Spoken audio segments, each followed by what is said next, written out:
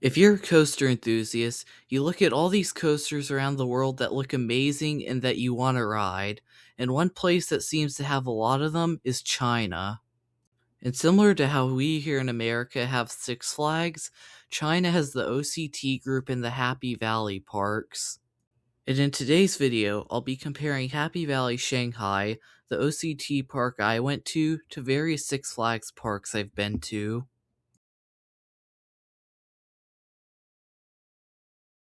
For this video, I'm going to be comparing my one experience to Happy Valley Shanghai to my various Six Flags park experiences. And I'm primarily going to be comparing Happy Valley Shanghai to the legacy Six Flags parks, since that's what I most saw Happy Valley parks compared to. Let's start with the locations of parks. Six Flags parks, at least legacy ones, generally seem to be pretty close to major interstates. However, Happy Valley parks generally seem to be near major metro stations, at least for the ones in major cities. Like for Happy Valley Shanghai, I could get off at a metro station which had a mall, and then we could take free shuttle buses over to the park entrance. And if you look on RCDB, most of the Happy Valley parks, at least for ones in major cities, will have a nearest metro station listed. As for pretty much all the Six Flags parks, not just the legacy ones, you'll generally be able to see what interstate they're off of. Next up, and one of the major factors in going to a park is the ride lineup. Most Happy Valley parks seem to have smaller coaster lineups than the majority of Six Flags parks. For reference, Happy Valley Shanghai has 7 coasters and 1 under construction. This is likely due to the population density in China being a lot higher. And where Happy Valley parks seem to lack in quantity, they make up for in quality. They seem to have a good number of B&Ms and Intamins, as well as some Gravity Groups, Mocs, and New Age Jinmas thrown in as well. Legacy Six Flags has a lot more coasters than any of the Happy Valley parks, and for the most part, they're pretty good quality. Some of the ones at lower tier parks will definitely be lower quality, like look at Six Flags America's lineup, but some will be a lot higher in quality, like Six Flags Magic Mountain. For non-coaster rides, Happy Valley parks seem to have an okay selection, primarily family rides, but they seem to lack in high-thrill flat rides. However, Six Flags seem to pack in a lot of different high-thrill flat rides. As for family coasters, both chains seem to do pretty bad in this area. Happy Valley Shanghai is one of the few Happy Valley parks that have a pretty good family coaster selection, alongside Happy Valley Shenzhen and Happy Valley Guangdong potentially. On the other hand, the Six Flags chain's pretty variable. Some have pretty bad family lineups, like Six Flags Over Georgia, and some have pretty good ones, like Six Flags Great America, and before they filed permits to demolish 2 of theirs, Six Flags Magic Mountain. But I'd say Six Flags parks generally have more well-rounded lineups than most Happy Valley parks. Some of the Happy Valley parks might have some really good coasters that outclass Six Flags parks, but Six Flags parks are generally just so much deeper. And if you were to factor in the Legacy Cedar Fair parks, it wouldn't even be a competition. The high-end coasters at Legacy Cedar Fair parks generally outclass even the best quality of those at Happy Valley. So, no matter how you look at it, Six Flags generally beats Happy Valley in terms of ride lineups, especially for roller coasters. Before I come to my final conclusion, I'd like to look at some other smaller things.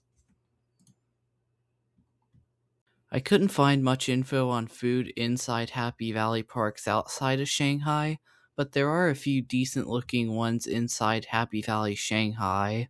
I don't know what they offer because I didn't go there, but they still look pretty nice at least from the outside. They also have options such as a KFC and Pizza Hut, which I'd assume other Happy Valley parks might have. Six Flags parks can be pretty hit or miss with their food options. Generally, the higher tier parks have much better food than the lower tier parks. I generally don't eat at amusement parks, but from what I've seen, some options look pretty good while others just look bland. As for park cleanliness and design, both the parks appear pretty clean, with teams clearly working hard to make sure it stays that way. Happy Valley Shanghai seems to have less barriers than Six Flags parks. You can see in some of my footage somewhat where there's just open train tracks. They also had boating on the lake that's in the park, which both of these probably wouldn't happen in an American amusement park, probably because they'd get sued if something happened. As for bathrooms, both Legacy Six Flags and Legacy Cedar Fair can be pretty hit or miss. It all depends on the area of the park the bathroom's in. For Happy Valley Shanghai, while the bathrooms are nice, they do have squat toilets except for the handicap bathroom, so just be advised if you go. Also, they don't have water fountains there, so it is kinda hard to get water sometimes. For employee friendliness, Six Flags parks generally seem to be at least okay when it comes to this. I haven't had any bad encounters with employees, and some of them can be pretty nice. The employees at Happy Valley Shanghai were pretty nice, with some of them not speaking English, but that didn't detract from my experience. As for one train ops, it can be an issue at some Six Flags parks, especially somewhere like Six Flags Over Georgia. And at Happy Valley, they generally only run one train on their attractions. And in fact, they do wait to fill the trains sometimes, at least when I went, because it wasn't that crowded.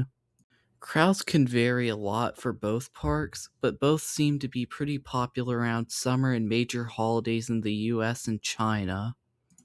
I've seen pretty crowded days at parks like Kings Island around Labor Day, and other popular times around Fright Fest at Six Flags Over Georgia. The time when I went to Happy Valley Shanghai, around July, is normally supposed to be peak season. However, it was super hot the day I went, so it wasn't that crowded, and the only line I waited in was for Wooden Coaster Fireball. So while I don't know how bad the crowds can get, I heard it can be really bad around early in October when Golden Week is. So, while there is a bunch of areas Six Flags does better than Happy Valley, it does have its strengths also. Like Happy Valley Shanghai is roughly $20 to get into, while Six Flags can cost between $40 and $90. I'm not sure about season passes, but I'm sure Happy Valley Shanghai is a pretty reasonable price for most people.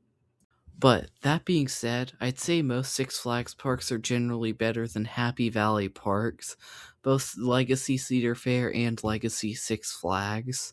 And by no means am I saying that Happy Valley Shanghai or other Happy Valleys are bad parks. I really enjoyed my time at Happy Valley Shanghai. However, I'm sure if Happy Valley Parks had more money to work with and more land to add new rides, I'm sure they could rival even the top Six Flags parks and be some of potentially the best ride parks in the world. But what are your thoughts? Have you visited a Happy Valley park other than Happy Valley Shanghai? Feel free to share your experience down below.